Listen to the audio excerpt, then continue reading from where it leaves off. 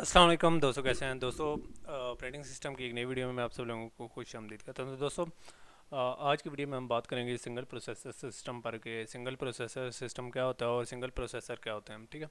तो दोस्तों, सबसे पहले मैं आप लोगों को बता दूं कि सिंगल प्रोसेसर सिस्टम जब हम पहले बात करें तो सिंगल प्रोसेसर सिस्टम की बात कर रहे हैं। ठीक है। इससे पहले तो सिंगल प्रोसेसर सिस्टम का टॉपिक इंट्रोड्यूस कराने का मेरा क्या मकसद था।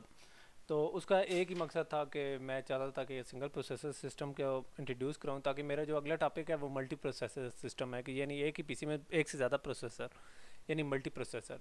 तो सिंगल प्रोसेसर से मुराद क्या होता है, और सिंगल प्रोसेसर के साथ जो हमारे स्पेशल पर्पस प्रोसेसर होते हैं वो अटैच होते हैं, तो क्या मल्टी प्रोसेसर होते हैं या नहीं। तो ये चीज़ें मैंने क्लियर करने के लिए ये टॉपिक बनाया। ठीक है। इसके अलावा कोई इतना कोई ख़ास ज़रूरत नहीं थी इस टॉपिक की, लेकिन मैंने कहा कि कर लेता हूँ ताकि मल्टी प्रोसेसर सिस्टम पर बाद में बात कर सकें। ठीक है। तो आप लोगों के लिए ईजी होगा। तो दोस्तों, सिंगल प्रोसेसर सिस्टम में एक सिंगल सीपीयू होता है। ठीक है। जिसकी मदद से हम अपने जो जनरल पर्पज़ इंस्ट्रक्शन सेट हैं, या हम इसके अलावा यूज़र की जो प्रोसेस हैं उन सब को हमारा जो सिंगल सीपीयू है वही हैंडल करता है, वही हमारी इंस्ट्रक्शन को एग्जीक्यूट करता है। ठीक है। तो इसके अंदर एक ही सीपीयू होता है। ठीक है। इसके अलावा जो मैं बात कर रहा था कि स्पेशल पर्पस हमारे प्रोसेसर होते हैं, जैसे कि डिवाइस स्पेसिफिक ड्राइवर्स होते हैं, जैसे कि इनपुट आउटपुट डिवाइसेस के प्रोसेसर होते हैं। ठीक है। उनके अंदर प्रोसेसर होते हैं, तो वो क्या होते हैं और किस तरीके से, जिस तरीके से प्रिंटर के अंदर होते हैं या बाकियों के अंदर होते हैं। ठीक है।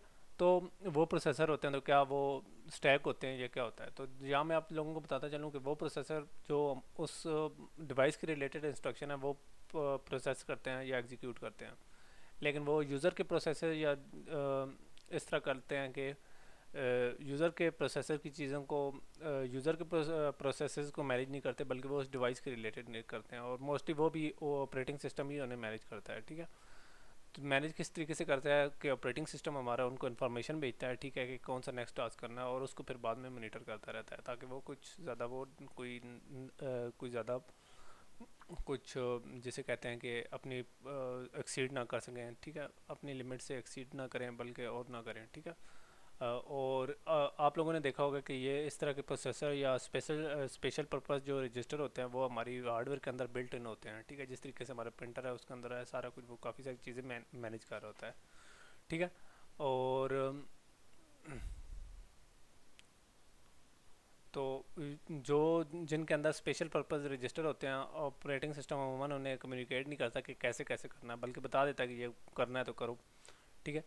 और इसके अलावा वो अपनी जॉब्स ऑटोमेटिकली करते हैं। ठीक है। तो जो स्पेशल पर्पस रजिस्टर हैं वो कॉमनली यूज होते हैं। ठीक है। लेकिन यहाँ जो चीज़ मैं आप लोगों को बताना चाहता था इस सारी डिस्कशन में, कि वो सारे सिस्टम सिंगल प्रोसेसर सिस्टम कहलाते हैं, मल्टी प्रोसेसर नहीं होंगे। वो स्पेशल पर्पस रजिस्टर या स्पेशल जो हमारे डिवाइस के अपने आईओ डिवाइस या बाकी डिवाइसेस के जो प्रोसेसर हैं वो सारे मिलकर सिंगल प्रोसेस मल्टीपल प्रोसेसर बन जाएंगे, तो ऐसा नहीं होगा। तो कंप्यूटर का अगर एक ही प्रोसेसर है तो कंप्यूटर का एक ही प्रोसेसर होगा, यानी काउंट होगा। ये नहीं होगा कि मल्टीपल प्रोसेसर काउंट होंगे। तो दोस्तों, ये एक छोटा सा कंसेप्ट था जिसके अंदर हमने सिंगल प्रोसेसर सिस्टम को देखा कि सिंगल प्रोसेसर की मदद से हम किस